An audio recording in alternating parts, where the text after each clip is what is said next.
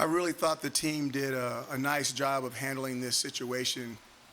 Some people call it a trap game. Obviously, Connecticut was well coached by Coach Edsel, former Orange in his own right. And they got a lot of family over there, 4 coaches over there with history. And you can see that team is going to be an excellent team down the road. There's no doubt about that. The young men came out. They played really hard. We had some mishaps, but I thought they put a good finish to the game. And it gets us to our goal, which is 4-0 with an opportunity to play and maybe win one more. Questions?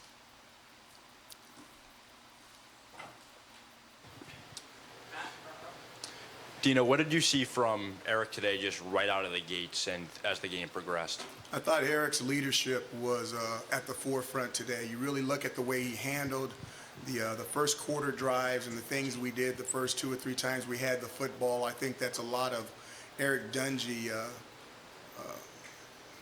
a lot of Eric Dungy's personality being breathed into the rest of the offensive football team.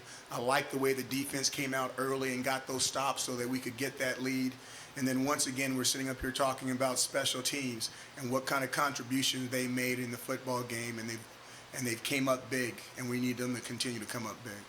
Mark and then Dan. Coach, you're back left again for you. I was going to build on what you said coming out of your opening statement.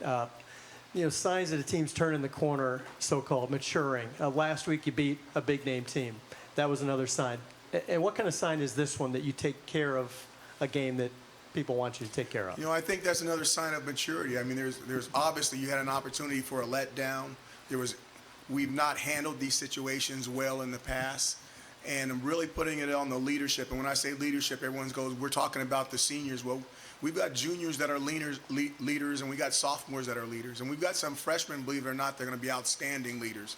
So we're just putting it on the leaders on the football team, the leadership council, to really make sure that we're checking people's whole cards and they're looking at these games the correct way. And I'm just really proud of those young men. I thought the leadership council did a fantastic job, and I thought overall the team was ready to go. Dan and then Seth. Coach Sean Riley, almost right over here on your right side, almost 300 yards altogether between kick return, punt return, and receiving. Just what you can say about what he brings to the table and what he is as a weapon on special teams and offense for you. Really exciting player. One of the smallest players on the field on the offensive side, and you think about Antoine Cordy on the defensive side, but you watch the way those guys play, and they play with a lot of big heart, and I'm excited for him. I'm not sure everybody has enough faith in that young man and the things that he does on a football field with a bunch of giants all around him. So I'm really excited for him, and now I need to challenge him to see if we can bring that same type of explosiveness into some ACC games, because we sure do need it. Dino, you mentioned 4-0 off the top, and when you look at the program, obviously not since 1991, but also just the 5th time in the modern era that this program has gotten to 4-0. What does that mean to you and to this team? We're excited for that, and it helps us with the goals that we're trying to achieve this season. But just like I just told the football team, we're going to take that 4-0 check, and we're not going to cash it. We're going to put it in the bank, and we've got to start again. And if we keep having that attitude, when it's all said and done, maybe we'll have enough saved up in the piggy bank to go buy something at the end of the season that we would like. Back row on the right. Congrats on the win, Coach. Thank you. Alton Robinson had 3 sacks today. What did you think about his performance?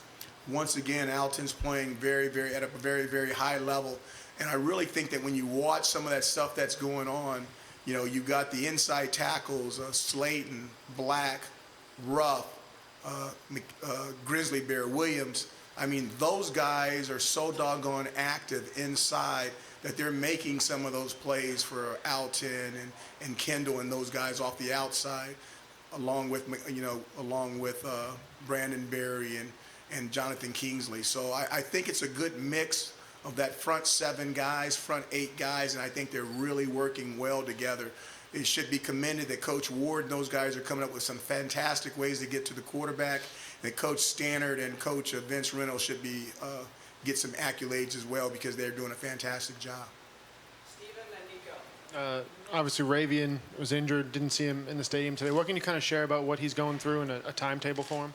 You know, I don't want to really throw his. He's got an upper body injury, and he's going to be out for a while. It's really kind of disappointing. Kind of snuck up on us. He's such a tough guy. We didn't know exactly when it happened, and we'll just kind of leave it at that.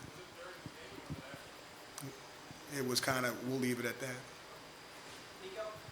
Coach, back here, kind of piggybacking off the question earlier, obviously, the progress you and this program's made. Can you, now that this one's put to bed, appreciate the opportunity that's coming up this Saturday, 2 undefeated teams, and you have an opportunity with the entire nation watching to make yet another statement? You know, it's going to be a heck of a game, and you're playing a fantastic team at their place, and you know all the advantages go to them. Now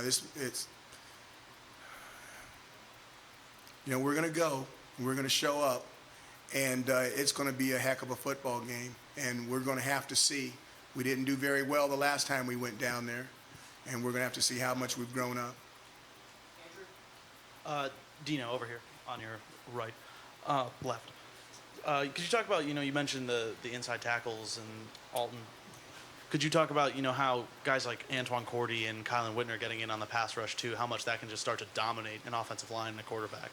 You know, anytime we're bringing linebackers and stuff like that, that means that the defensive linemen are in one-on-one matchups. They can't cheat a guard. They can't slide. They can't get an extra guy there. And our big thing is being able to win one-on-ones. Even with Antoine Cordy in the backfield, it's hard to see that guy when he's coming. Everybody's so tall.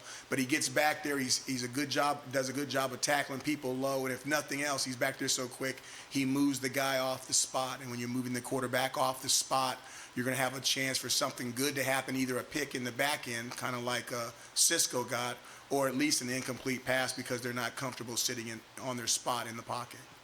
Dan and then Matt. Coach, the big win against Florida State, just what you could say about being in front of the team from the 90s and honoring them while building toward the future, and then having Joe Morris here today and building toward the future. So kind of appreciating the past and then building from here for you as well. On that note, Matt Keller, our long snapper, wore number 47 and in the first half. And then after Joe Morris got his number retired at halftime, he switched numbers in honor of Joe Morris. And I looked at him and I said, Matt, that is so unselfish of you to do something like that. And I'm really, really proud of him. Joe Morris is a fantastic flagship for this university, someone that not only did he come in and he was an orange, but he did it his way in not wearing the 44, but wearing the 47. And I'm so proud of him. And it's an honor to be at a game where he's going to get his jersey retired. And everybody in Orangeland should feel good about that. That's something that's really special. And I'm fortunate and blessed just to be around to see something like that. Front row on the left, Matt. Dino, with the 4-0 start now, over here? Wow. Friday.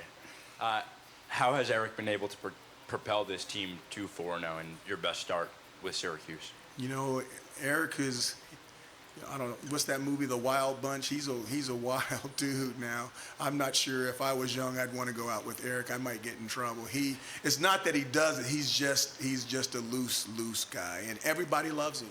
How can you not follow a guy that really doesn't care? All he wants to do is win, and he'll do anything that he can to win. If it's helping you catch a pass, he'll do it. And if you can't catch it, he'll throw it to you and run down there and catch it himself. He'll do whatever it takes to win a football game. What did that guy say? You play to win the game? Arizona State University. You play to win the game. I think Eric does a great job of playing to win the game. Last two questions. Middle on the right. Gabe Horan today, local product, first touchdown of his career. How special is that for him, being from Beeville, being from around here, and now with Ravion out for a little while, how important is he going to be to the offense? We're going to have to see. It's not like he's the backup tight end, but he does go from not playing to playing, and he has good hands. We're excited about Gabe. We're excited about what we see in practice. What he did out here catching the football for a touchdown is exactly what he's been doing all through camp and all through the fall. And things happen for a reason, and Ravion's out for a little bit, Gabe's in, and we're glad to see that he's up to meet the challenge. Now, he didn't do everything right. You know how those freshmen are when they get in their first game. He definitely didn't do everything right, but he's at a starting point. He's got a touchdown, and he needs to work on some other things. And we're happy that he's on our team. Last question, Seth. Dino, normally we see Antoine Cordy returning the punts. Obviously, today it was Sean Riley. Looked like maybe he had an extra wrap. I saw Matt Park tweet out mentioning an air cast. Is there an injury there or a problem there with Antoine that prevented him from returning punts today? Okay, I'm going to get in trouble because I didn't think it was an air cast. I might be wrong, but I'm telling you right now, I didn't think it was an air cast. But guys get banged up. And when they get banged up, we got to make decisions. And he's the most as dangerous as he is as a punt returner. He's more valuable in the back of our secondary. So when guys get owies and we've got a returner like Sean Riley that's not on the field, then we're going to make some changes and try to keep those guys fresh. And that's the whole thing about building depth in the fall and making sure guys play a lot of positions, that you can make some of those changes so you can try to get your team through when someone's got an owie. Thank you very much, you guys.